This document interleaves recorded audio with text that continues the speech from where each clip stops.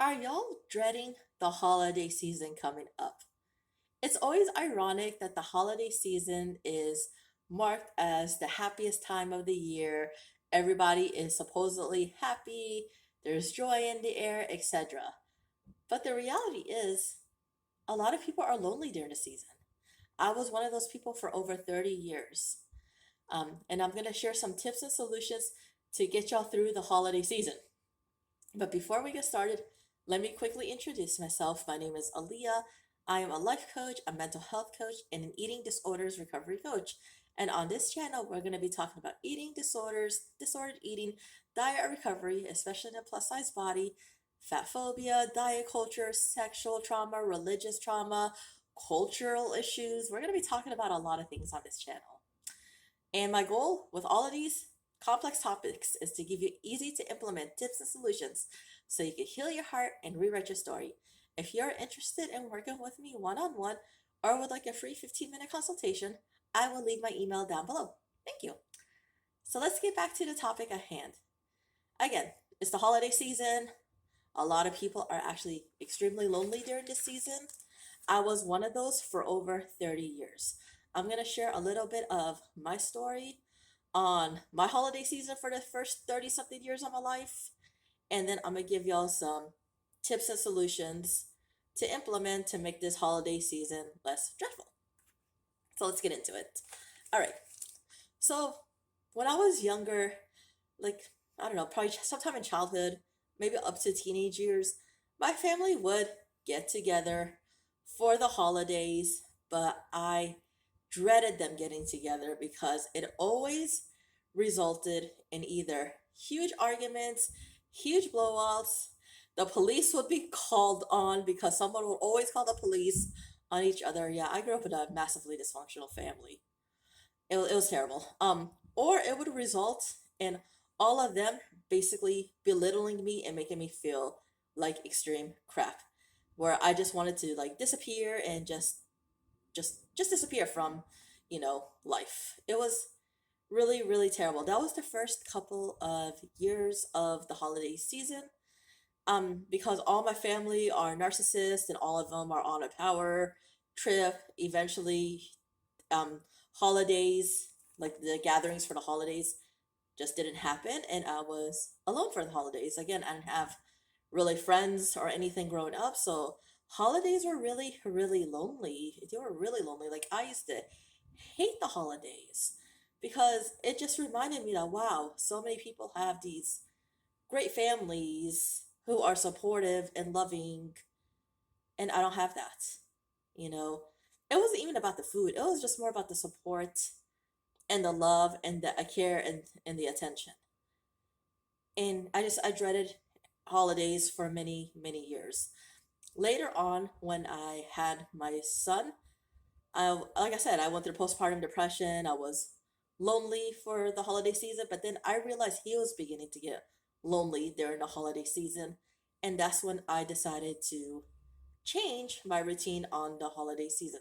Like I said, later on, I got some friends and we celebrated the holidays together, which actually brings me to my first tip. Okay, let's say you don't have family, celebrate with some friends. Maybe you could have like a Friendsgiving instead of a Thanksgiving. I don't know, maybe, I know with some people, maybe the food could be like expensive to, get.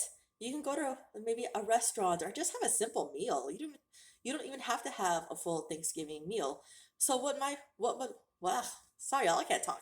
What my friends and I did um every year was like, okay, we go to like, a buffet. It wasn't an expensive buffet. We'd eat, and then afterwards we'd go to the movies, and then we'd go to the park. That literally was our holiday every year for quite a while. And it got my son out of, the loneliness too. Even though he was young, I sensed his loneliness. And it made me feel better too. So if you have an option like that, yeah, hang out with some friends or whoever that you care about and redefine the holiday on your own terms. So that is tip number one. And again, I have my notebook. Okay. Tip number two, do some volunteer work. A very popular organization, at least here in where I am in Texas, is Operation Turkey. That's when they get together to cook Thanksgiving meals and feed it to the homeless, or even feed it to, the first responders, like the police department, the fire department, because, they're working on Thanksgiving and they're away from their families. I did that and absolutely loved it. So if you have an organization like that, I would highly recommend to volunteer there, and you can make some friends over there. Or you don't even have to volunteer in something like that. Maybe like a soup kitchen, maybe something for the homeless, maybe, maybe you want to work with people who are, disabled, who have disabilities. Find an organization that resonates with you, do some volunteer work, and you can make some really cool friends along the way. So that is tip number two. Tip number three, I did this for a while too, is there were times where I didn't want to spend the holiday with my friends, and my family was just toxic and dysfunctional. I spent it alone. And when I spent it alone, I grieved, I cried, I journaled, I prayed, and did some self-care. Again, maybe that doesn't resonate with you. Do what resonates with you. If you want to spend the day alone, maybe you just want to Netflix and chill. Maybe you just want to go to the park. Maybe you, I don't know, want to go to the lake, or whatever it is. Spend the day alone doing what you love, or hey, if you just want to sleep, I have done that a few Thanksgivings as well. Do it. There is nothing wrong with that.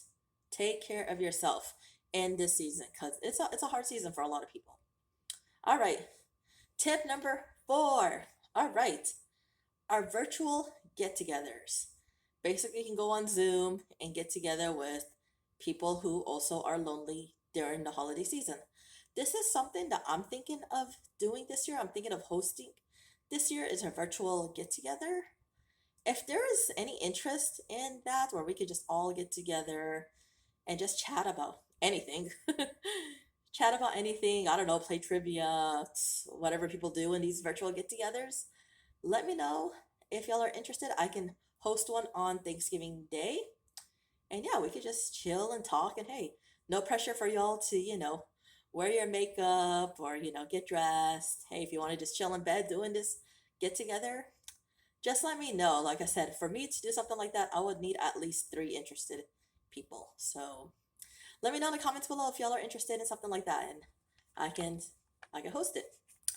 Alrighty, so that's that. Another thing is there's a lot of holiday events going on. So just check either social media, Facebook, um, Google Meet, what is that? Meetup.com, I think, to see if there are any holiday events and go to them. I mean, they're pretty fun. So go to those. So another thing is maybe you don't want to cook holiday meals. I always like that. I don't do all that cooking. Um, just because honestly I have a small family, it's just all that cooking is not worth it to me. Is normally we just get like takeout, or we go to like a restaurant that serves or hosts Thanksgiving like meals. So that's another way to, get your Thanksgiving meal without really cooking, and also you can meet people like that as well. Another bonus tip that I want to show y'all is something called a somatic hug. So let me put my stuff down. So basically, let me get my hair out of the way. Put your hand here, put your other hand here, and just hug yourself. And just hug yourself. If to close your eyes, it feels really, really, really good when you do this. Just hug yourself, because you are loved and you are worth it. It's called a somatic hug. Another thing too is a gratitude list. Yeah, it sucks to maybe not have friends or family. I mean, it sucks. It gets lonely. But there's also a lot of things that you may have that a lot of people don't have. Maybe you live in a house, or maybe an apartment or a studio. Maybe you know, you got food. Maybe you have a job. I mean, little things like that, just to be thankful for things, can really help rewire our mind into, looking at the good in life. So do that. Come up with a gratitude list. Three things that you are grateful for. It will really, really change your outlook on things. All right, people. So there you have it. Those are my tips and solutions to get through the holiday season. Again, I know this is a really tough season for a lot of people. Again, I was one of those. It was a really hard season, but redefine the season. Have fun with it. You don't have to follow tradition if you don't want to.